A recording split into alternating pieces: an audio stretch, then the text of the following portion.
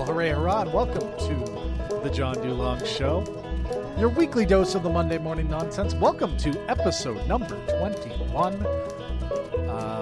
21. That's not really a significant number in terms of podcasting. I don't know. We're into our second decade of podcasts, I guess. I don't know. Decade is not the right word in this case. Oh, my. I have the opportunity to choose my words so carefully, and I just choose to ignore that opportunity entirely. So come on in, take a seat, or, continue standing or walking or whatever it is that you're doing while you're listening to this show. And welcome. Welcome once again. Feels like forever ago that I recorded last week's episode. It was only a week, but it's been one of those sorts of weeks, I guess. Lots of stuff on the go. I didn't touch on this at all, but Russia seems to be pulling their normal let's nerve gas or nerve toxin people who we don't like anymore shtick. I'm not going to get into that because, quite frankly, it just seems like I just don't know anything about it other than Russia seems to be acting like geopolitical thugs again, which is, unnerving based on the fact that, the current world leadership. So that's fun. So the fun thing about doing this show, I do it once a week, and it's released once a week, and I will I'll record things, as sort of as I get the chance. I try and leave at least a smidgen to talk about as time goes on throughout the week. I try and leave a little bit of time so that I have an opportunity if something big in the news comes up. If in particular I know that I want to talk about Liverpool, I'll wait and at least record that hunk of the show until after Liverpool has played. Whoa, there goes my phone. Still an incredibly well put together and sophisticated professional organization here at the John Dulong Show. So anyhow, I'll start recording things thinking like, okay, this is going to be a big news story all week. And I can pretty much just let it be and let it lie and record it and, update as I need to. The problem is that occasionally a news story develops so quickly that I'll record something and then have to trash it entirely, which is what happened in this case. So we're going to start with some wrestling talk right off the hop. But again, it's the road to WrestleMania. This is our Ramadan. I'm going to try and go with a different religious holiday every single time I talk about it. That's my plan. So road to WrestleMania.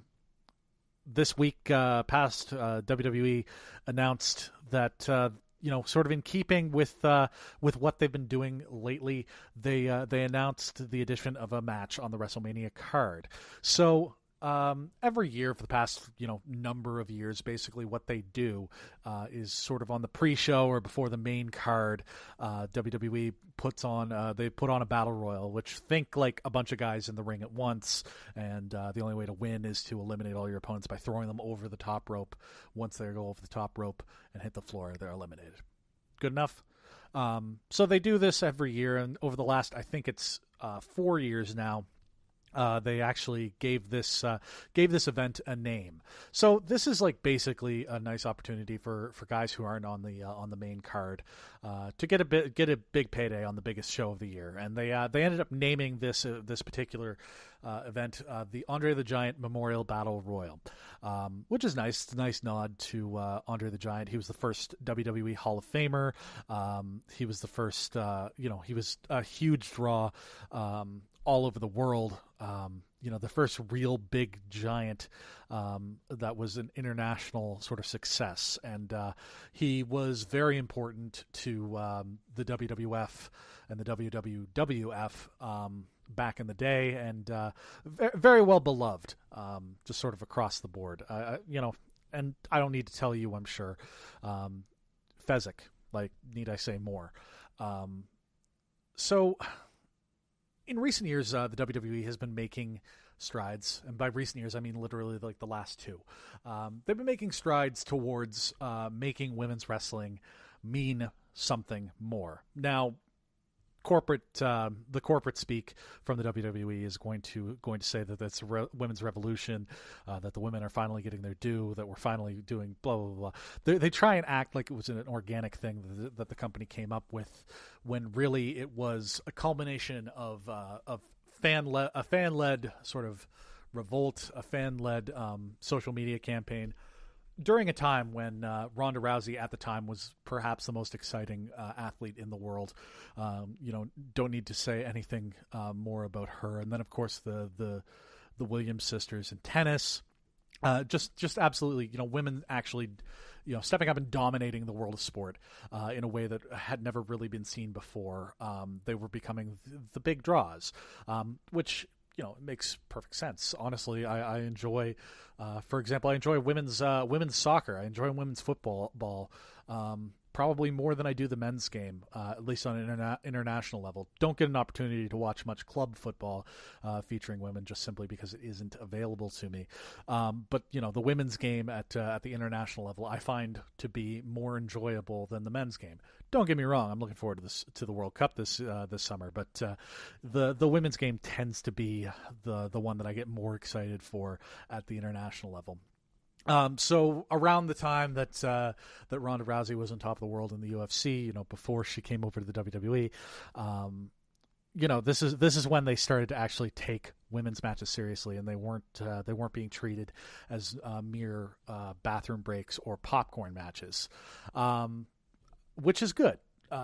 Honestly, I think that they've done a pretty good job in terms of making women's wrestling actually mean something, to make it more significant. You actually have a situation where you've got two distinct divisions. I think that they could do more for the women, of course, but in terms of what it was just 5 years ago versus now, it's leaps and bounds. They've taken real strides towards making women's wrestling mean something. Women's matches have been the main event at different pay-per-views. It's been the main event of Raw. They've had them competing in Money in the Bank ladder matches, in Survivor Series matches, in high-profile matches. They had their own women's Royal Rumble, and so it came to pass that they were going to do a female version of the Andre the Giant Memorial Battle Royal. Now, they weren't going to name it after Andre the Giant. They actually ended up naming it after the Fabulous Moolah. Now, if you think that you recognize that name, it goes without saying. Fabulous Moolah was a very significant figure in the world of professional wrestling for decades. She was the longest reigning WWF ladies champion or women's champion, depending on the era. Longest combined reigns. It's like she held on to the belt for 30 years or something like that. And she was the act in women's wrestling for many, many, many, many, many years. So you may be questioning why this is a problem, which it is. In addition to being the act in women's professional wrestling, Fabulous Moolah was a very unscrupulous businesswoman. She was essentially acting as the sole booker for women's acts throughout North America throughout her career. She was the person who trained a lot of female wrestlers back in the day, and she essentially positioned herself such that none of her trainees were very good. Basically, she didn't teach them everything that they needed to know in order to become megastars to the level that she was at, just simply because she didn't want her position to be threatened. She took a considerable cut of anybody's pay that she trained and subsequently booked, and also forced them to live on a complex, which is essentially just like a duplex that she and her common-law husband, Buddy Lee, owned. Basically making them pay rent to her on top of that. So these people are getting a very small cut of what they're actually being booked to appear for, because she's taking 60% plus, making them pay bills directly to her. In addition to that, there's some pretty unsavory rumors, and I do warn you, if this sort of thing is a triggering thing for you, you may want to you may want to be warned, I guess. It's a content warning here.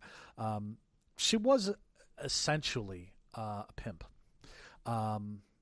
She would have young women who were under her tutelage and care go to men to do certain things, and those certain things oftentimes were of a sexual nature. There's a number of different stories of her drugging, essentially getting people hooked on different pills and different drugs, so that they were pretty much under her thumb. For years and years and years, women's wrestling had an opportunity to grow and become more significant, but because everything flowed through Moolah, it never did. So it took a while, but after a while, her influence started to diminish and started to get more women's wrestlers who were not brought through her. But ultimately, the reason that women's wrestling sort of had a stunted growth, you can sort of trace that back to Moolah as well. And that's not even to speak of the sexual impropriety that I mentioned before. So this was originally going to be my rant. It was originally going to be my diatribe that, here we are trying to celebrate women and bring them forward and the women's revolution, hooray, hurrah. But you've got this, you're naming it after a woman who was perhaps one of the biggest detriments to women's wrestling, not to mention to her fellow women in the wrestling world, just on a very personal level, let alone the business level. So yeah, really bad move by the WWE. Of course, Moolah, she is a legendary wrestler and was very well beloved by the McMahon family. So like Stephanie McMahon sort of saw her as a grandmother figure, and I can understand that. I can understand you don't want to you remember the good times with somebody, and maybe you weren't exposed to the bad aspects of them. So it's hard to understand that Moolah was a really bad person in a lot of ways. Yeah, so I was going to basically rant about this, but lo and behold, the almighty dollar definitely did its good work in terms of ensuring that I didn't have to, because Snickers, who is the main sponsor for WrestleMania this year, came forward and basically said, that we find it reprehensible that somebody who has all these strikes against their name is going to be such a major part of this event. We want to be inclusive, blah, blah, blah, blah, blah. And WWE bowed to the pressure, which I'm shocked by, to be perfectly honest. I would have expected more of a fight, more of a you can't tear down our Confederate statues type fight from the incredibly Republican McMahon family. But lo and behold, they're Donald Trump Republicans. They do bow down to the dollar in the end. And it's now just sort of the women's battle royal at WrestleMania. So I think it's a smart move that they didn't name it after someone else. I think that honestly, if it were up to me, I would have maybe named it after Johnny Mae Young. Mae Young, of course, was another trailblazing woman who wrestled for, I think it was in 6 different decades. I could have that wrong. It might be only 5, but just an absolute trailblazer in her own right. Maybe Sister Sherry, Sensational Sherry Martel. She would have been a good pick. Chyna, Joni Laurer. That's never going to happen because the WWE, Triple H used to date Chyna, and you can never convince me that they're not inducting Chyna into the Hall of Fame because of her porn. Like, fuck right off. It's not because she did porn, guys. It's because the boss's daughter's husband used to date her, and there was a falling out.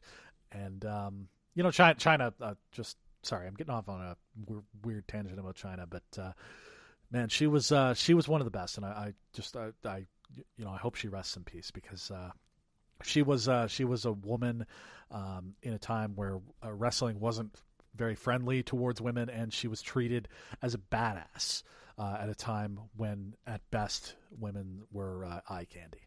So Chyna would have been a much better choice than Fabulous Moolah. There's the important part is they have